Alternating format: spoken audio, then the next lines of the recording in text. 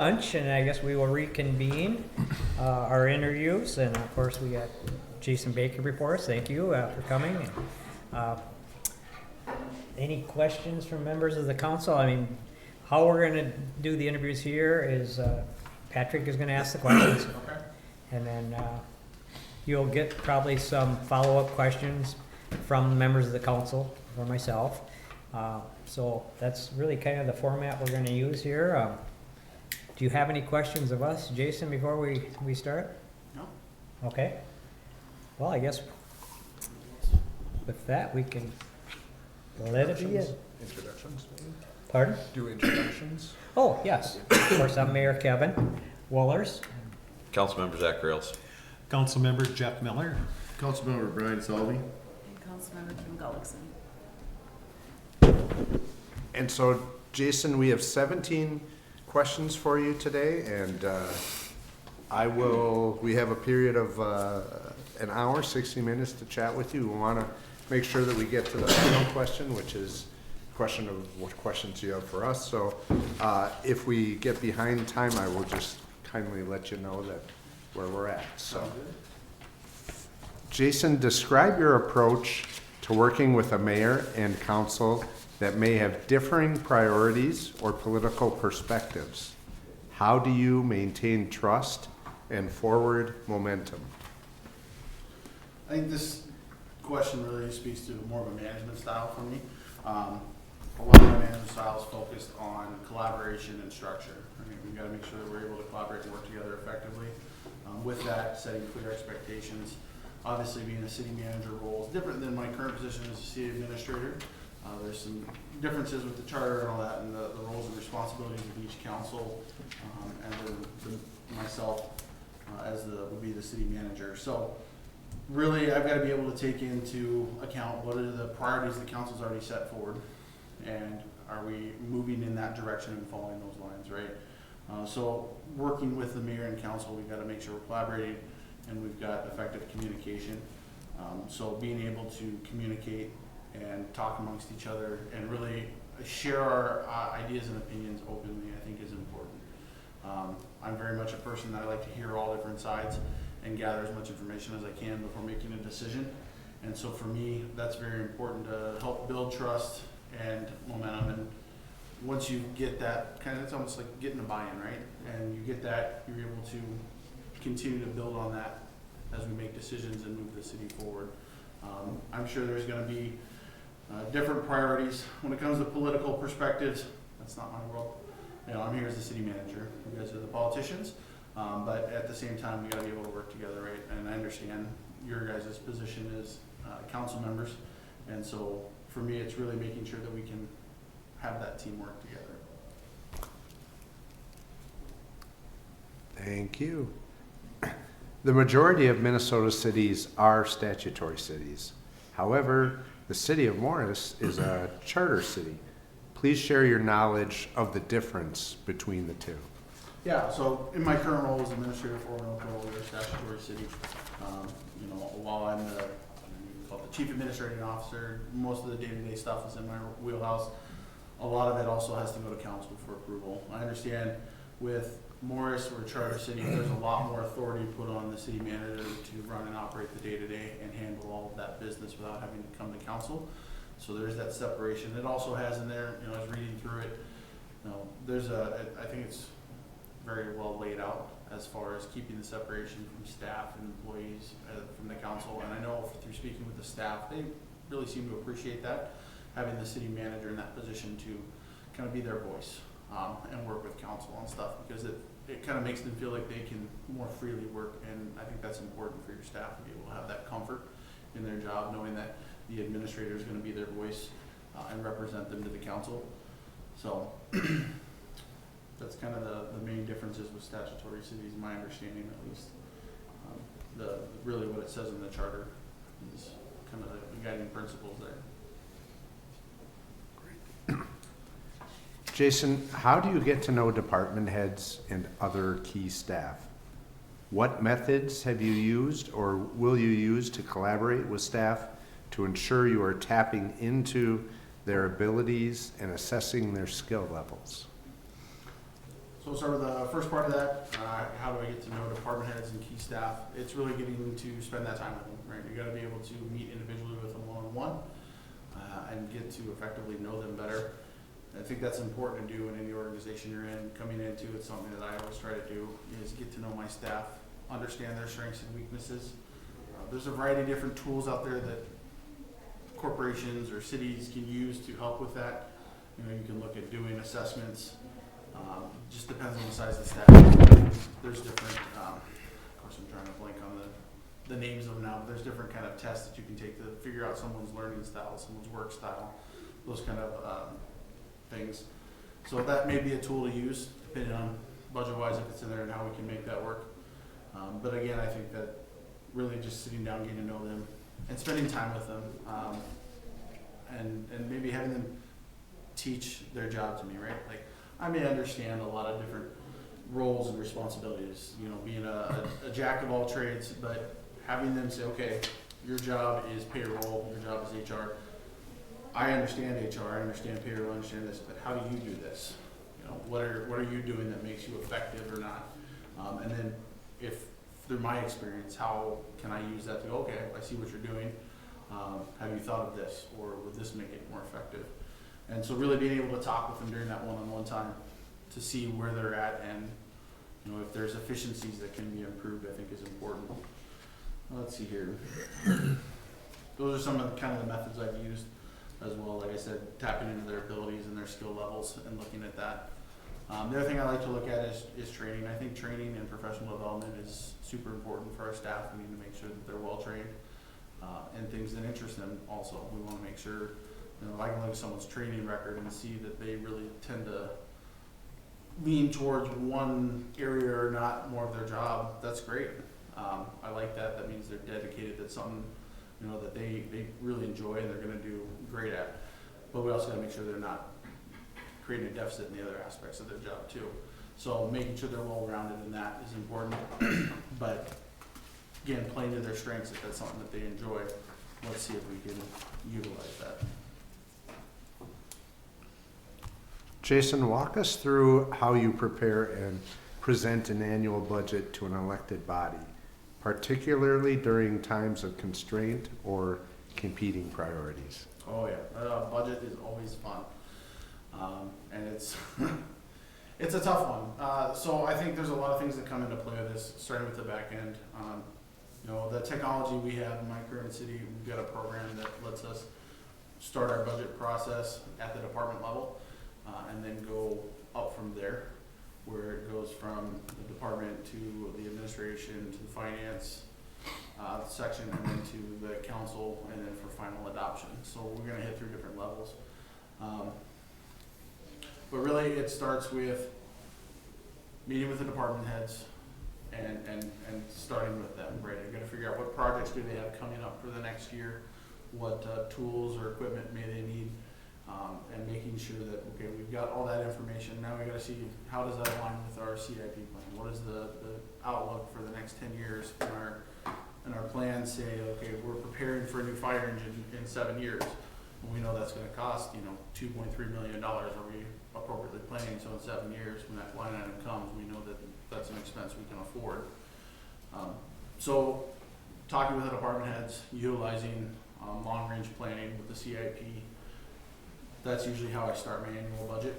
I also like to meet with the elected officials, kind of one-on-one, to say, okay, what are key things you're looking at for this next year? What are projects? Because every council member has things they're passionate about, and if that's something that we can include in our city to help move a project forward, absolutely. Like, why wouldn't we do that? And I think they represent obviously their constituents, so I would expect that what they're sharing is something that's passionate for community members as well. So talking with that, working through, and then we play the game of, all right, let's put in the numbers. Where are we at? You know, are there going to be cost raises for, you know, projects, certain projects that we're going to be able to budget for? Are we going to have to take out, do an assessment on something? Are we going to have to look at TIFs?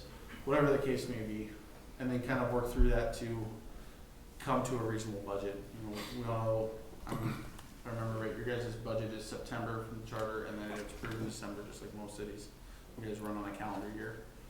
So You know, I like to have the September budget as close to what I believe it should be in December. I don't like to play the game of, let's make it super high, concern all our residents for a month or two, and then come back in December and spend a long meeting slashing everything down.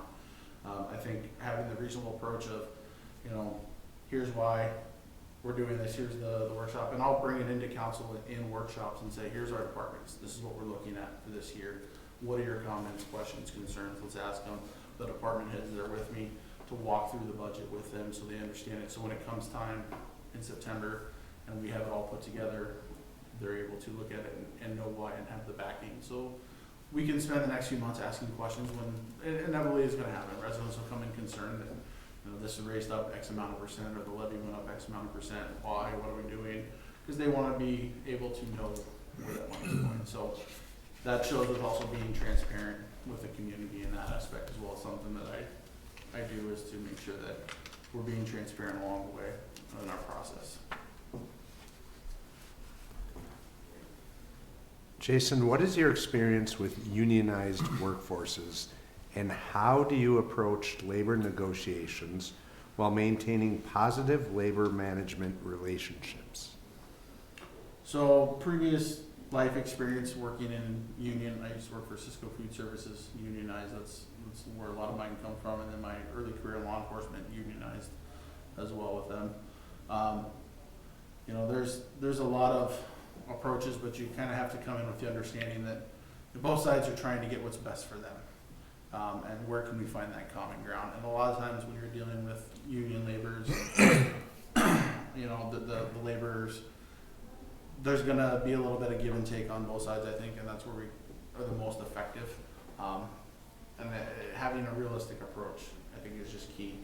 You know, there's some times where one side or the other will come in unrealistic, and I think that sets off, starting off on the wrong foot for negotiations. So you gotta be able to come in, I think, with a realistic offer and be able to explain the why, and then understand that there's gonna be some movement. And you know, if there's not, great. If you guys can come to an agreement right away, awesome. But there's usually some negotiation back and forth and some movement.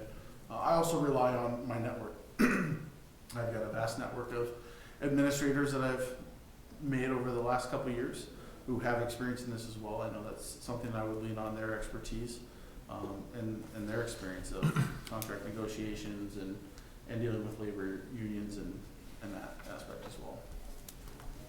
Thank you. Economic development and redevelopment are important to Morris. Can you share a specific example where you played a direct role in advancing development or redevelopment efforts?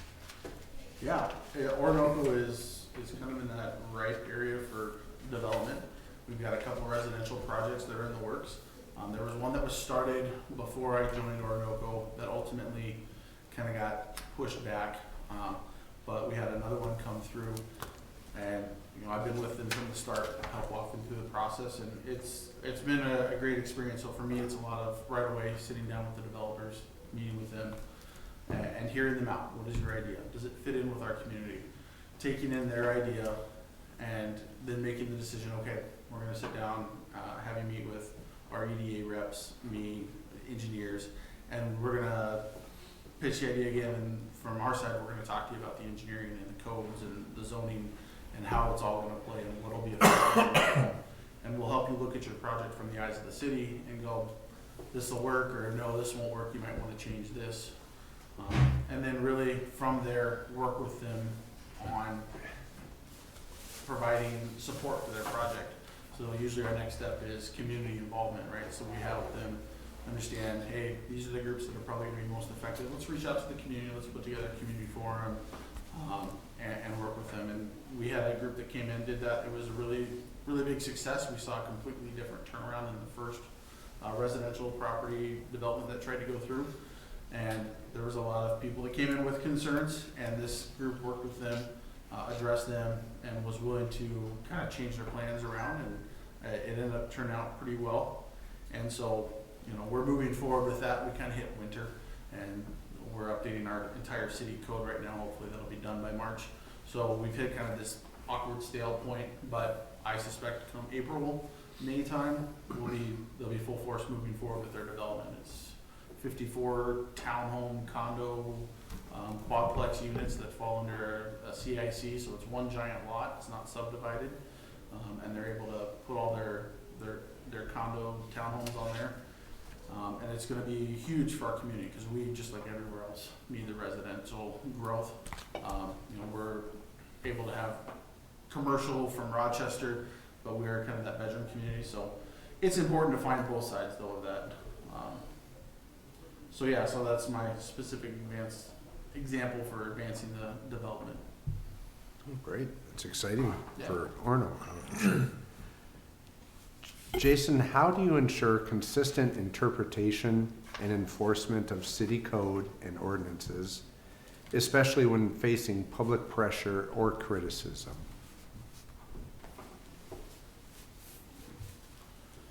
Consistent interpretation and enforcement. I rely heavily on my background in law enforcement to read and interpret codes and ordinances. I currently, one of my many hats I wear in Orinoco, I am the code enforcement individual as well. So I don't get as much time to go out and do that, but it's one of those things where you really have to look at and understand and be able to read the laws and interpret them, and use your better judgment. There are times where we look at a city ordinance and go, wait, this doesn't make any sense. If it was something written 20, 30 years ago, maybe it needs to be addressed and be redone, and be brought up to current standards. And there's certain things that I'm sure every community faces, especially when it comes to code enforcement. I know one of our big ones in Orinoco is, we've got a lot of people that like to use storage containers, the big shipping containers for storage, and it's not allowed by city code. And so it's effectively coming in and trying to work with them and go, hey, we've got a lot of upset citizens, we're giving criticisms for this, they've been allowed to come in. And so when I came in, a lot of them were already there, trying to work with these residents, say, hey, you can't do this needs to go away. And we gotta find a solution for you to be able to store. I think that's key to a lot of residents, they'll do something not knowing. And so you gotta come in as code enforcement and say, you actually can't do this and here's why. I also like to provide the follow-up and say, here's a solution for you maybe, or, try to give them another way to do it, because sometimes it can be difficult, especially a lot of people struggle financially, things like that, to be able to complete some of these tasks that are being enforced by the city code. Great. What would be your steepest learning curve related to the position of city manager in Morris, Jason? So, really good question. I think for me, there's two things that stick out. The first thing is coming from the city administrator side of things, at the statutory city where things are done a certain way, and now coming into a charter city, that's going to be kind of the steepest learning curve for me. Is really that transition. I think that's something we'll be able to easily transition through, but it'll take a little bit of time. But I've said with the staff and the citizens group, I feel comfortable in a lot of different duties just because of my past experiences, and so I think it's something that I'll be able to transition into effectively. I guess that's kind of the main one there. What do you think will be the hardest between, the statutory and the charter as you move to city manager versus your administrative in the statutory? Right away, not really, I don't need to go to council for everything. Like, in the administrative side, I have, realistically, there's a lot that I can do, but I also have my limits, so I'm set at $3,000 of spending, and anything above that has to go to council for approval. Well, nowadays, $3,000 doesn't get you very far, especially if you've got big projects, right? So there's a lot of going to council, and it can be tough sometimes too, because, council has their own set of opinions and how they view things, and what I necessarily view as a necessity, we may have certain council members that don't.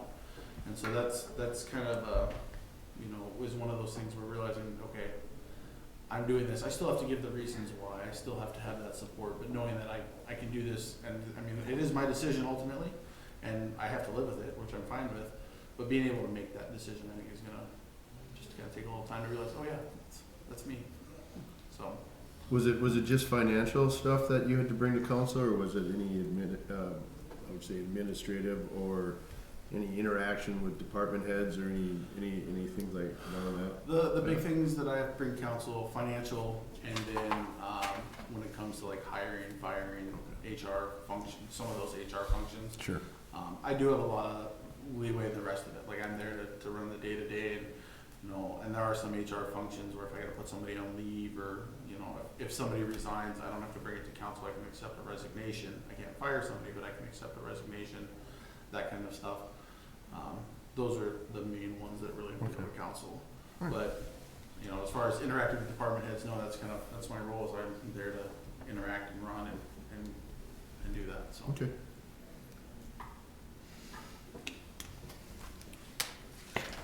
Jason, how do you differentiate between being a coworker and a supervisor? That's not on your, that was a question we came up with. Question 17. Yeah, question 8.5. What was the question again? How do you differentiate between? How do you differentiate between being a coworker and a supervisor?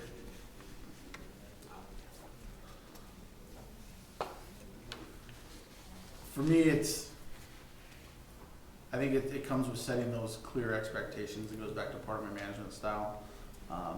You know, there's a lot of times where we're going to be that coworker. We have to work collaboratively with one another. But having that clear expectation of, you know, where that line is at, where, okay, I'm the supervisor now, we're gonna move forward with this and do this. I think setting that from the beginning and being consistent with it is important.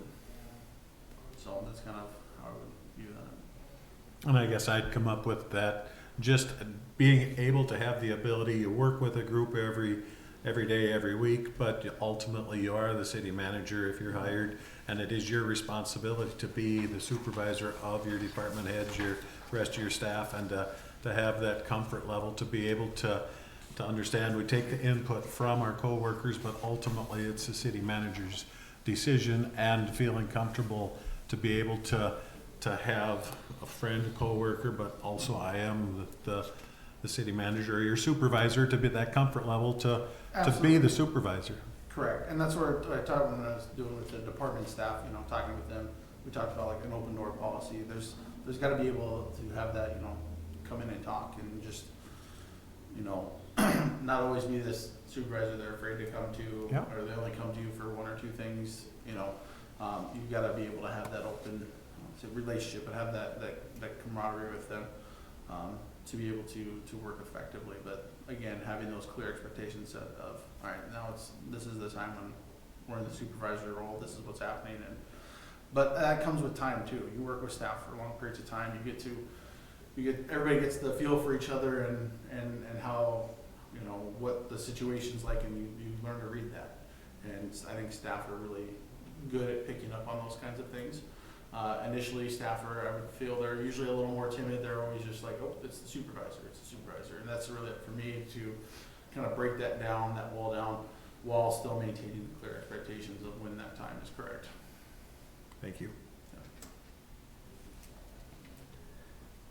This position involves joint powers and regional collaboration. How do you approach partnerships where authority, funding, or accountability is shared? Yeah, I mean, this all goes just to collaboration, right? So I'm in a part of this, a joint powers agreement and doing regional collaboration. We are working on the Zumbro River Regional Water Trail System out in southeast Minnesota. It was started by our mayor in Orinoco, so we kind of spearheaded the project. I'm the project manager for this. But it involves, we are part of a joint powers board with the surrounding counties and cities. And there's a lot of regional collaboration that has to do, because basically we're following the Zumbro River through the region, and we're effectively looking at different areas for hop-off points for people and what they can do in there, and how can we make improvements in these areas to build them up. so that they're, it's not just, oh, there was a trail, like it's an established place for people to come in and out of the river. So, for me, it's really about making those relationships with the other regional people. Like I said, I have a good network. I do like to network with people from across the state and in my region where I'm at. And so building up those partnerships from day one is important. And then you kind of just have to feel it out and work together. Like I said, for ours, we're the funding group. We're managing all the funding for our project because it was our project from the start. And so we took on that responsibility. And we also have a lot of the accountability when it comes into reporting to the state, the LCMR, for the DNR for the project. We're basically reporting, our bills and things like that for reimbursement because we have a $170,000 grant that we were awarded for this project. And so there's a lot of tracking the monies coming in and out and where that's going and how is it going to be spent. And we do a monthly teams meeting with we're using SEH engineering firm to kind of help bring everybody together. And so we do monthly team meetings with them and we work with them to kind of go through the project and input ideas from the communities. And we've gone out and explored the trail along the way, took photos. You kind of put yourselves in those communities to see what's best. And, well, it's fun to be selfish to go, we should have this in Orinoco or this here because we're along that trail. Realistically, you got to look at it and go, oh, this is actually a better site for this. So we're going to put this option here. Or this one will be a better fit because it's closer to, these other regional activities that are going to be available for people if they're coming in and out of the river. So. Jason, it sounds like you have a great group of people you collaborate and connect with in your way southern Minnesota. If up in west central Minnesota, how would you go about searching out that same type of group up here? Yeah, you reach out. So a lot of it started with reaching out to surrounding cities and just reaching out to the administrators and talking with them. And that's how I found a lot of groups. Also through the MCMA, that helps a lot as well. So being an active member of that and attending their annual event, which is actually coming up end of April, you get to meet a lot of these people, and that's where you kind of find these different regional groups. I was also lucky too, my mayor is part of some different groups, so he kind of was like, oh hey, you need to talk with this person, because they're in this. But really, once I kind of got my foot in the door with a couple of the other administrators, it opened up all these other groups of, hey, we have a regional administrator group that meets quarterly, and so it's from counties and cities within our region, and we basically it's a working lunch. We go somewhere and sit down and meet and talk about projects. And then we have a smaller one where we're actually in Olmsted County. It's the county administrator and the city administrators within Olmsted County do something similar. But a lot of ideas are passed through those events, and so it's important to do it. But that's kind of how I do it. Is just you got to reach out and talk to the people, and do the same thing here.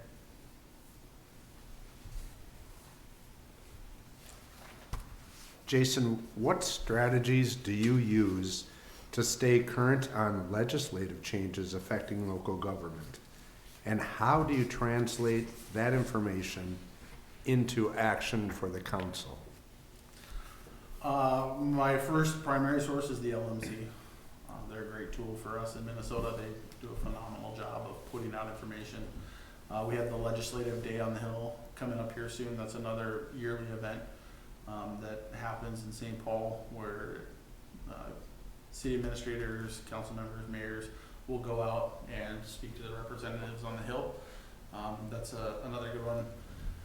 I look at this and the first thought that comes to mind is we had this new family paid leave act that came through the state that started January 1. That's a brand new legislation. The state pumped out a lot of information that was very confusing for a lot of cities, and I'm sure it still is for some, and I can't even imagine for the private businesses that have to fall under it too. So it's, working with that, putting that information together, we had to determine as a city how we were going to, basically cover the cost of this. Was it going to come from the city? Was it going to come from council or from the employer or employee? Are they going to pay their full share? So really I had to sit down, attend some of these sessions about what it was, pull that information together, put it together in a way that's understandable to council because they have to make the decision as well. and really kind of give them the pros and cons of each of, you know, the city covers all the costs, the 0.8808% or whatever it was, and then do we split it 50-50? Do we, you know, make them cover the whole thing? So yeah, so that's kind of my strategies is really just to, I like to check the LMC sites. I also have a good working relationship with our city attorney, and I will talk with him once a month, and if there's things that come up too, we got a pretty good idea, and they'll kind of drop a line to me or let me know, like, hey, this is coming down the pipeline, or this is something new that changed. So it's another way I stay current. And then just through my regional groups, other administrators, you know, there's a lot of things that happen across the state that, you know, we don't have a library, so in Orinoco, but I know there's a lot of things statewide happening with the libraries and regionally with libraries and the county's funding or city's funding and this battle back and forth. Same with the ambulance. We don't have an ambulance system, but we have a first responders and we have fire department. But I know that, you know, the ambulance service, there's a lot of different things that they're trying to fight for at the state level that are coming up, and they were last year. And I know our group in the southeast was really vocal, and we actually helped put together some legislation and some information to send to legislators to support ambulance services across the region and the state. So again, things like that. That's kind of how I hope to stay current.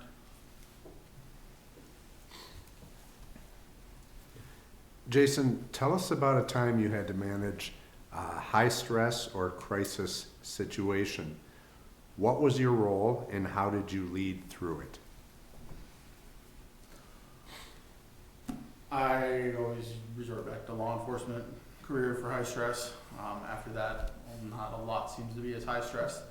You know, every day there's high stress critical situations I've had to deal with. It's tough to just pick one. But I think back to a lot of medical calls that I had to go on to because, you know, we're responding to somebody's worst day usually. You know, and I've unfortunately been on death scenes and things like that where you're having to have family or friends around, and it is a very high stress environment, you know, and so my role is to kind of help everybody navigate and then kind of, you know, basically find their place and work through it. So I look at like a medical, okay, I've got this incident that happened, my first priorities, care of patient, getting medical services there, and then once they're there taking care of the patient, I now gotta move on to who else was there, what happened, find the who, what, where, why, so I can get information to pass along. If there's, you know, say there's a death, we gotta do a notification, I've gotta now notify family, are they local or not? If they're not, I've got to contact a local agency in that area to go out and do a death notification. So there's different things like that, like I said, you just kind of have to roll through the situation. But I rely a lot on my training and experience through different high stress situations. You know, when I come into the city government side, I think the more high stress stuff I've had to deal with is just irate people coming in and yelling about a problem. Which I'm fine, don't yell at my staff team, don't yell at me if you want to, I guess, because I'm okay handling that, but I'm gonna de-escalate the situation, use my tools that I have to do that, and we're gonna talk and figure out what the problem is and work through it together. But it's really about just kind of recognizing you have the high stress situation and de-escalating it down to a lower level to help manage it and work through it.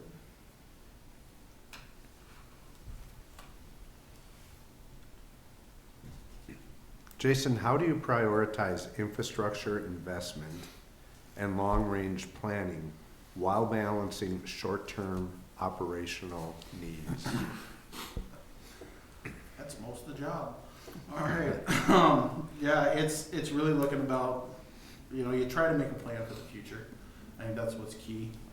Whether it be a CIP plan, where you're looking at that, or, you know, Orinoco, we just created a pavement management plan, a 10-year pavement management plan. It's awesome. We haven't had one for the city before. We got a lot of work that needs done in our small town. And so we're already looking at year one, and we've already got citizens coming in going, hey, you need to look at this street instead of this. This street deteriorated over winter. And it did. I mean, it just went downhill fast. And so now we're already having to reevaluate that and go, okay, this is more of a, you know, a short-term kind of operational need at this point versus a long-term. They were not scheduled for another 2 to 3 years down the road. So it's really, it's finding, I mean, you just have to take each case, each incident or in each thing on a case-by-case basis and weigh the pros and the cons. When it comes to, you know, other infrastructure things, you know, again, hopefully we're planning, you wanna make sure you're doing the proper maintenance. Yearly maintenance on it is important. You know, we've got a brand new wastewater treatment facility in Orinoco. We need to make sure we're doing the proper maintenance, even the little things when you look at like a backup generator. That requires yearly maintenance. If you're not doing that, you're gonna have that fail, and if that fails, you're gonna have other problems if you lose power.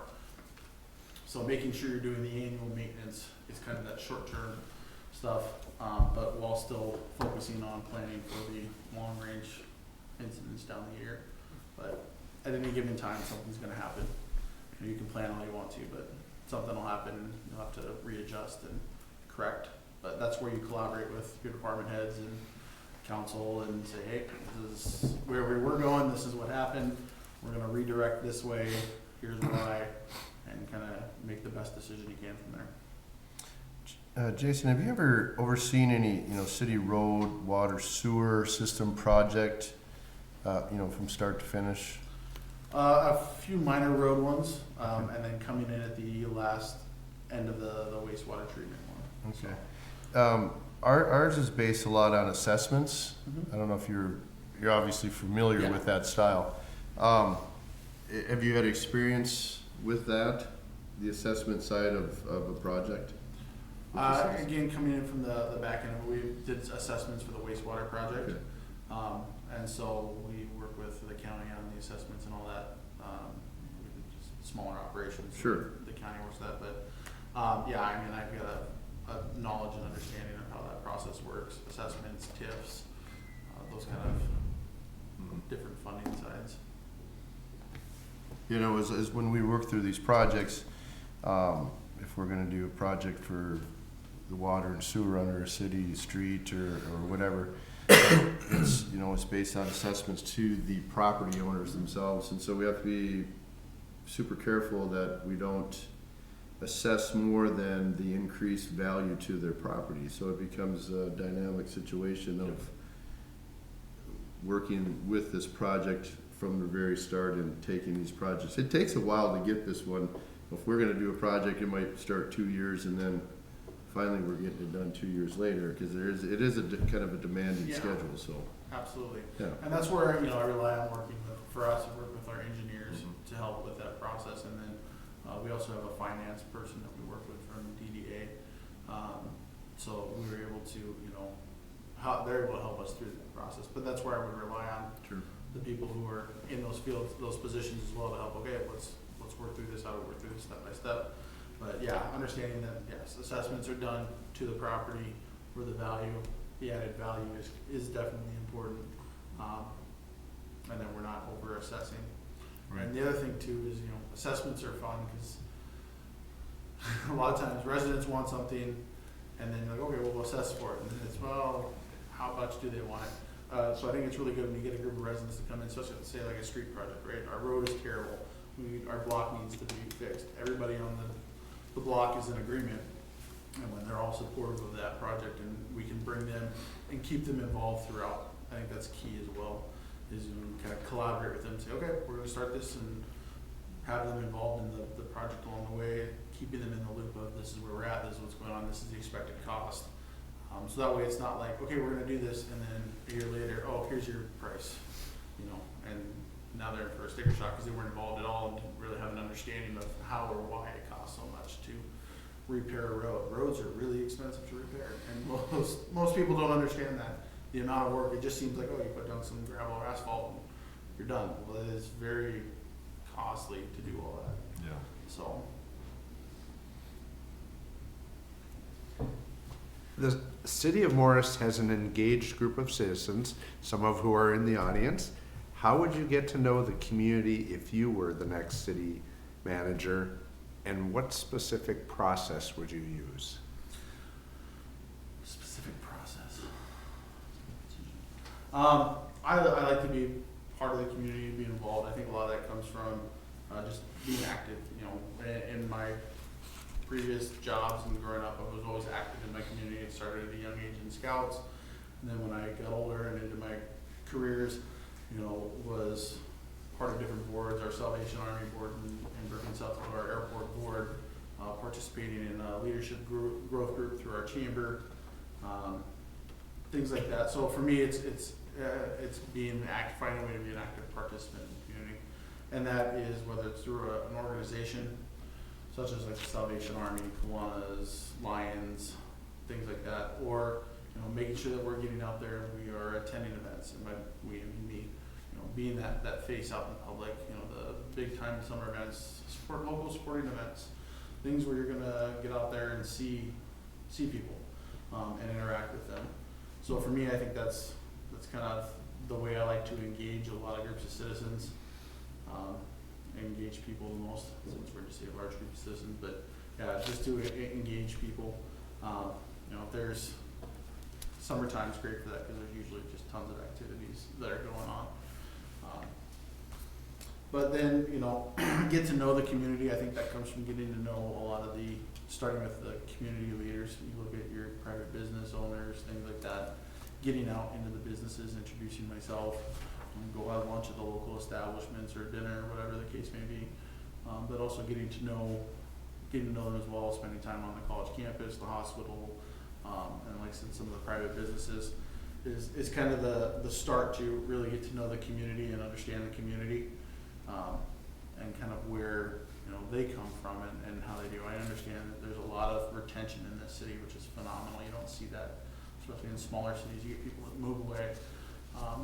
That may be the case that you get people move away, but there's a lot of people that come back. There's a lot of people that stay in this community, and that's exciting. Because like I said, you just don't always see that in the smaller communities. So, understanding what makes that great is all part of just getting out there and talking with the people.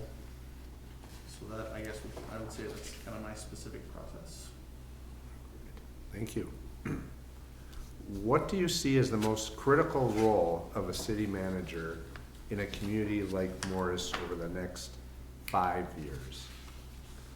I think having a strong leader that's in the position to continue what's already here.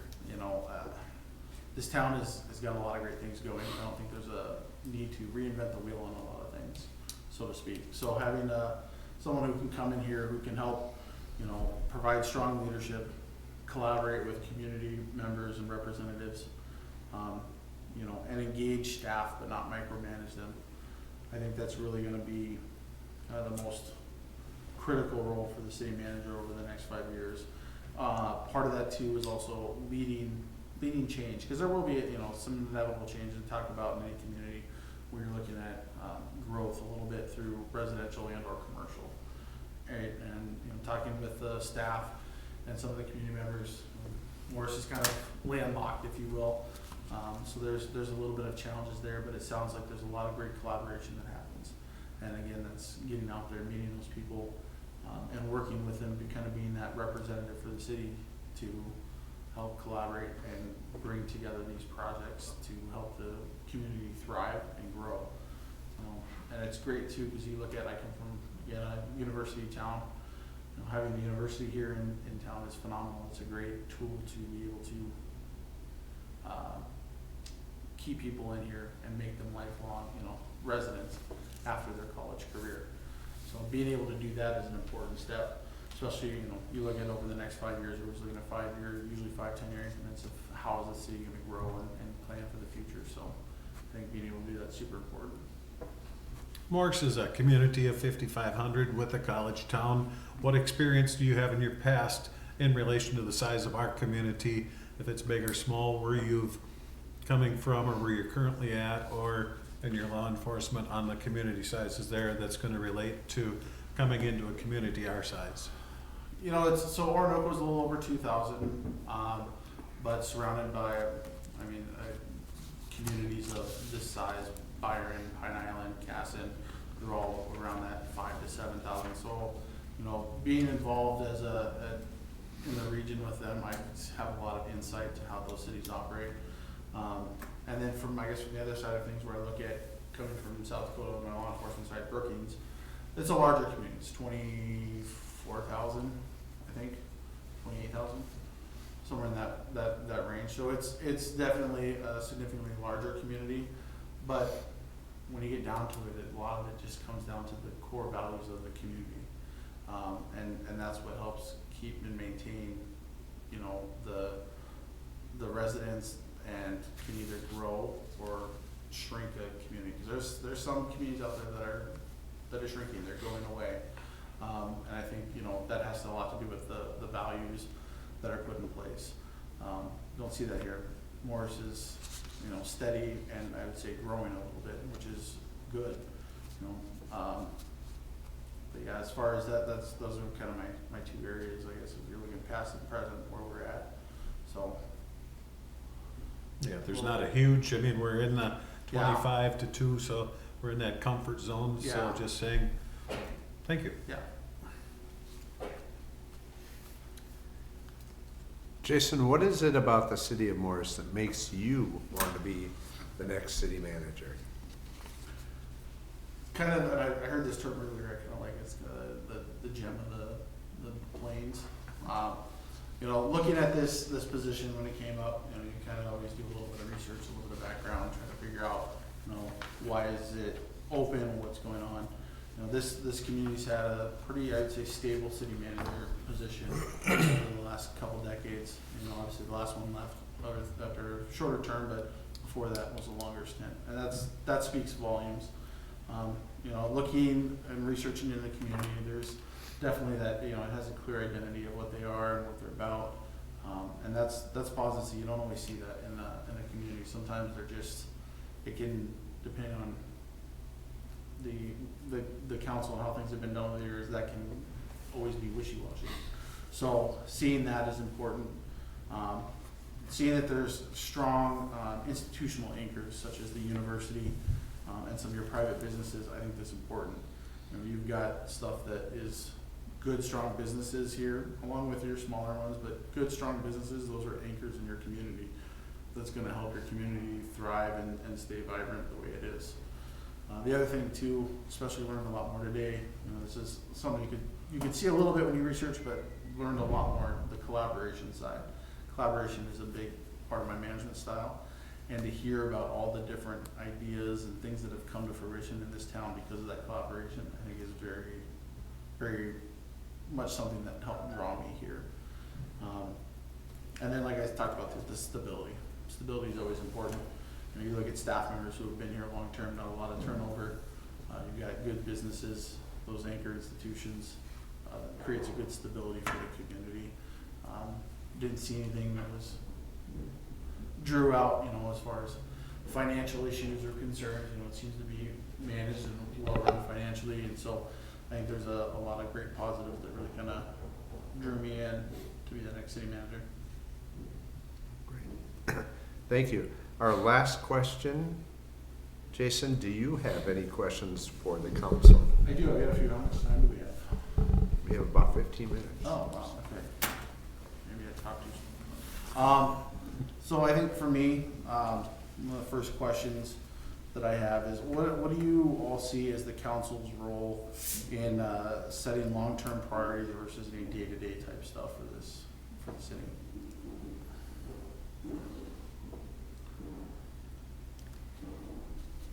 I can start, I guess, you know, the day-to-day operations, things, in my view, is, really falls on our city manager to take care of all the day-to-day stuff. You know, our city manager is the administrative head of the city, and I guess our role, as city council members is to participate in the long-range view of things. You know, we have a 5 and 10 year plan currently that we look at as far as infrastructure, different projects that we're looking at. But for the most part, it's just city manager, city council working together and putting our heads together to come up with those 5 and 10 year plans. But really, when it comes to the day-to-day operations part of things, that's really your job.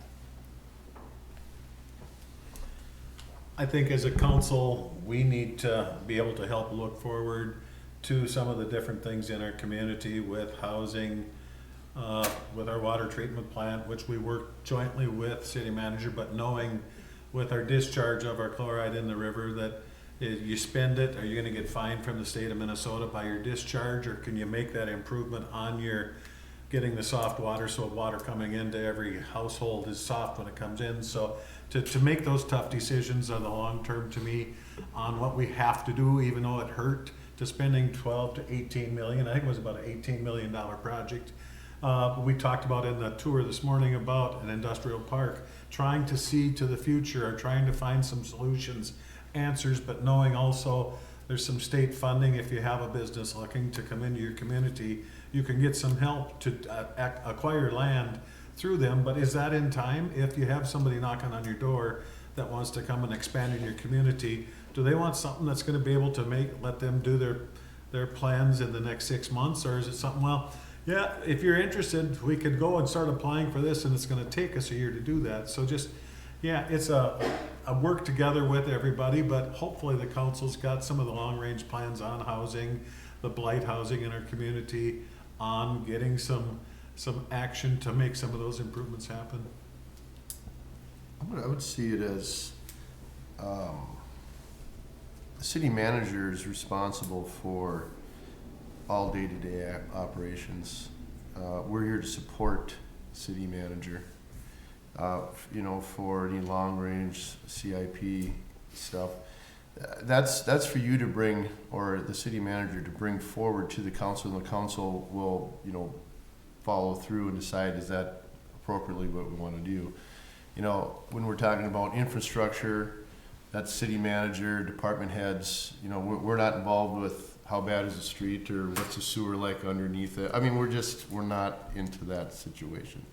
We might be more into your long-range goals of housing, you know, things like that, different parts. But that's how I see it. I see it as we're kind of the back support for the city manager to give them support in those situations. But all that stuff needs to come from the city manager. We cannot put together the CIP. We can't put together daily operation. We should not be involved in daily operations, in my opinion. That's exactly, as a city manager, they're managing the city, and that's the day-to-day things. That's bringing information to the council, that's looking, you know, and not for the other way around. So, I mean, definitely if there's something that comes up by our constituents talking, generally we say go to the city manager.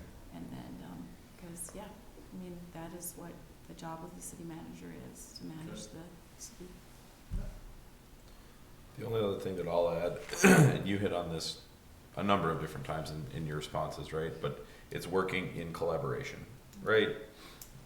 For not only short term but long term, right? Making sure that everyone is aligned, pulling in the same direction. Yeah. I think that's especially important to, you know, not from the area. Like, I'm gonna have to come in, there's a lot of collaboration I'm gonna need to rely on. Okay, you know, those long-term folks in council been here, I'm gonna need that input as to help guide and make decisions. Again, I understand my decision, awesome, but like I said earlier, I'm gonna take in anything that I can get to help make those decisions. So. Jason, I just have one, probably a little segue question to that, along those lines. As you go along and, you know, we have our plan, so to speak, and things maybe go off the rails a bit, what would your plan be, or how would you approach trying to right the ship, so to speak? Say we're going along and all of a sudden something happens. I mean, obviously we're here to support the city manager, but there may be something that comes up that you might think involves us. How would you approach that type of situation? Maybe Well, yeah, I think it's important to keep council in the loop of, hey, this happened, this is what's going on, and, you know, I kind of touched on this with the staff. You know, I resort back to my training of my sergeant was, you can come to me with any kind of question, problem you have, but you better come to me with the question and an answer. You know, for that one, it may not be right. We're going to talk through it and work through it. So I look at it the same kind of way, like, hey, this is what's happening. Here is my solution to this. Let's kind of talk and make sure I'm on the right track. Again, you know, especially being newer in the community, let's make sure that we're doing this right. You know, eventually we're going to get that, you know, right that ship, get it back on track. But yeah, there's going to be hiccups along the way, and you just kind of have to roll with the punches on those. And okay, well, we misstepped here. We kind of missed, you know, these two things before this, so we'll pick these up along the way as we keep moving forward. So, I guess my next question is for you guys is, looking at this, you know, what does a successful city manager council relationship kind of look like for you guys? I know we talked about the day-to-day stuff and overseeing and some long-range plan, but you know, is there more to have that successful relationship back and forth? Obviously, having the long-term administrator before, I'm sure there was a lot of things that were done that were liked, maybe some things that weren't. I don't know. But what does that kind of look like to have that successful relationship? I think it starts with open communication. You know, I said before, this previous person, that we started work sessions on a regular basis, which we hadn't done before. I think we've done in the last couple of years.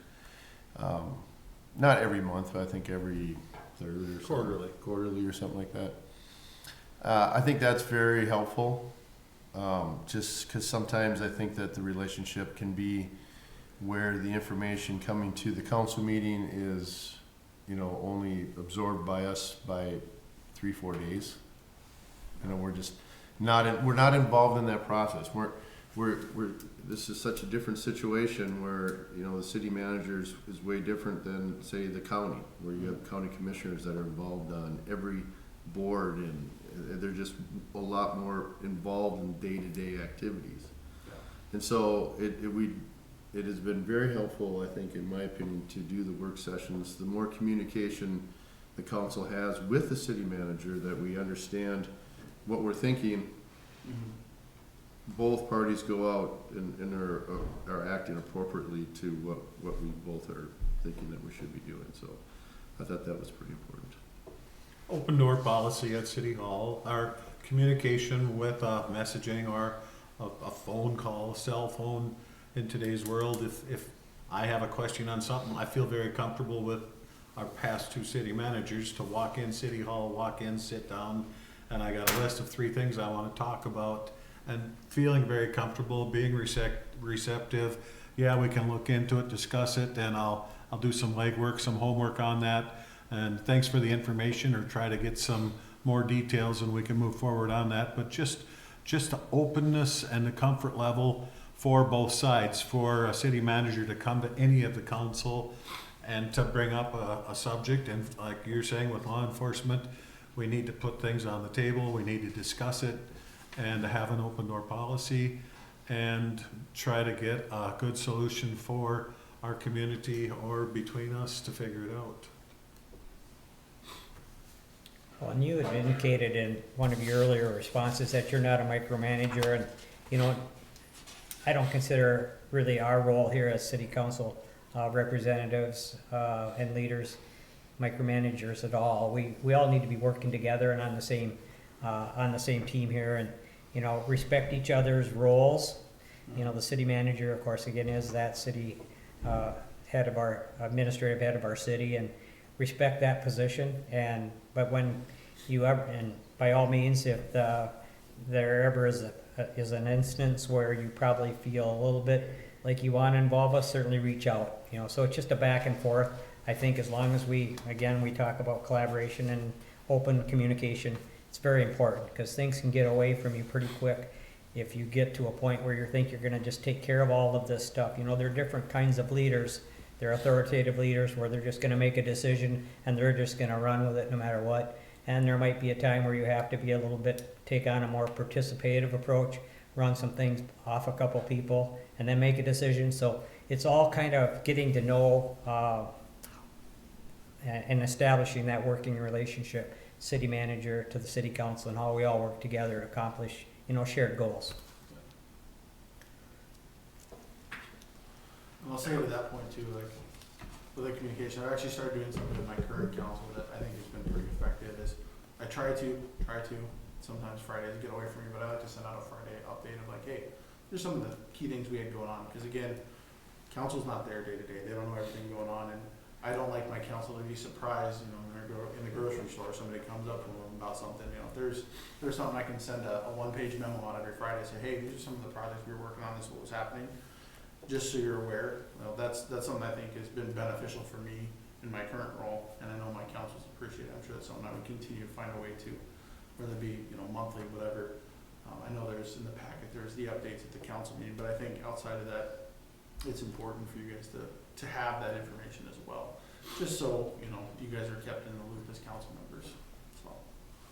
We have time for one? what? You know what?